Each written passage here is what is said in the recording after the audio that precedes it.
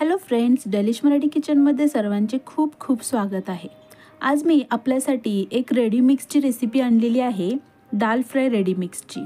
बघा, तुमची मुले बाहेर हॉस्टेलला राहत असेल किंवा तुम्ही जॉब निमित्त बाहेर असाल तर हा एक खूप कन्व्हिनियंट आणि मस्त ऑप्शन होऊन जातो आणि झटपट या रेडी मिक्सने दाल फ्राय तयार होते। चला तर मग रेसिपीला सुरुवात करूयात। तर बघा, इथे मी अर्धा वाटी मूग डाळ घेतलेली आहे, अर्धा वाटी मसूर डाळ घेतलेली आहे, अर्धा वाटी तूर डाळ घेतलेली आहे आणि या डाळी आपल्याला भाजायच्या आहेत 1 चमचा तूपमध्ये।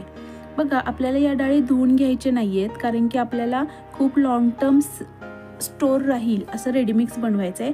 त्यामुळे मी या डाळी या स्वच्छ कापडाने पुसून घेणार आहे, जेणेकरून या डाळीवरती काही पावडर असतील किंवा केमिकल असतील तर या कापडावरती लागून जाईल। बघा, बाकीचं साहित्य बघूयात।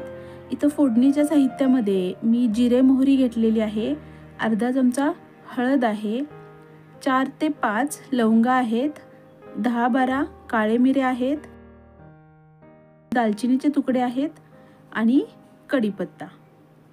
बघा, परत 1 चमचा इथं मी लाल तिखट घेतलेला आहे, 5-6 लाल सुक्या मिरच्या घेतलेल्या आहेत, 1 चमचा धने जिरे पूड, अर्धा चमचा कसुरी मेथी आणि 1 चमचा मीठ। मी तुम्हाला दाखवते, आपला जो पोहे खायचा चमचा असतो या चमच्याने मी सगळं साहित्य घेतलेलं आहे। तर सगळ्यात आधी आपण डाळ तुपामध्ये व्यवस्थित भाजून घेऊयात।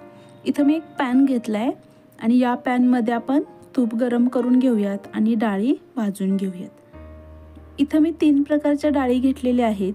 तुम्ही तुमच्या आवडीप्रमाणे या डाळींचं प्रमाण कमी जास्त करू शकता किंवा तुमच्या आवडीप्रमाणे याच्यामध्ये डाळी एक्स्ट्रा घालूही शकता। याच्यामध्ये तुम्ही हरभऱ्याची डाळ घालू शकता, उडदाची डाळही घालू शकता, ठीक आहे। बघा, आता डाळ थोडीशी लालसर होईपर्यंत आपल्याला तुपामध्ये परतून घ्यायचं आहे।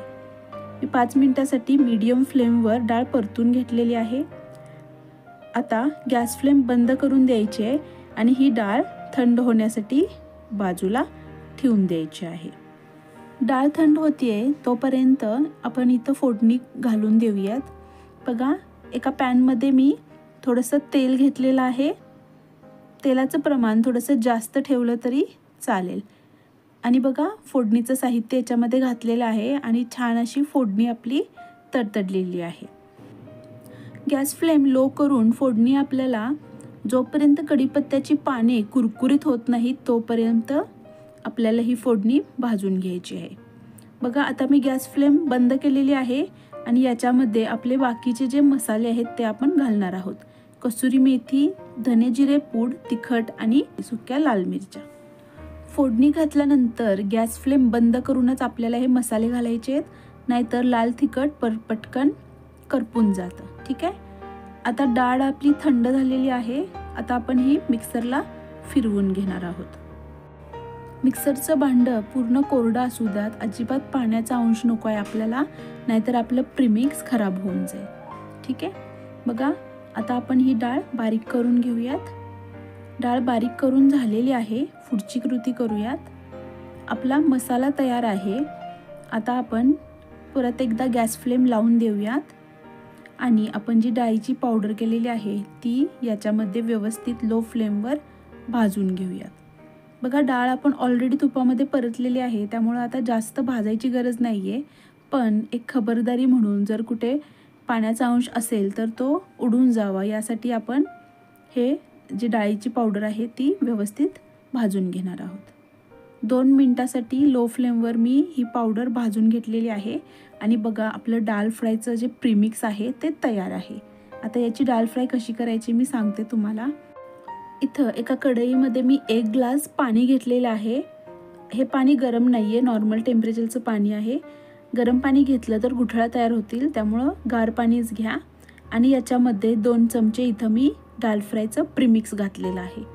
आता आपण गॅस फ्लेम लावून देऊयात आणि आपल्याला या दाल फ्राय उकळी आणायची आहे, ठीक आहे।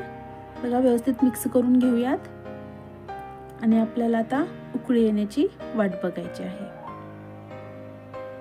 बघा, आपल्या दाल फ्रायला उकळी आलेली आहे। उकळी आल्यानंतर आपल्याला 10 मिनिटासाठी ही दाल फ्राय शिजवून घ्यायची आहे। बघा 10 मिनटं झालेली आहेत. डाळ फ्राय आपली शिजवून तयार झालेली आहे. तुम्ही बघू शकता किती झटपट आपण 2 वाटी डाळ फ्राय तयार केलेला आहे. प्रीमिक्सचं प्रमाण बघा, 1 वाटी डाळ फ्रायसाठी 1 चमचा डाळ फ्रायचं प्रीमिक्स आपल्याला वापरायचं आहे. तर फ्रेंड्स, असे आपली डाळ फ्रायचे प्रीमिक्स आहे ते रेडी झालेलं आहे. बघा, इथं मी हे डाळ फ्रायचं जे प्रीमिक्स आहे ते एका बाउलमध्ये काढलेलं आहे आणि थंड झाल्यानंतर एअरटाईट डब्यामध्ये हे 1 ते 1.5 महिना बाहेर व्यवस्थित राहू शकतं आणि फ्रीजमध्ये ठेवलात तर 2-2.5 महिने सहज टिकू शकतं.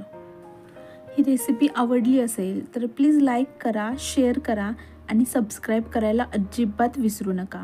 माझी ही रेसिपी बघितल्याबद्दल थँक्यू सो मच.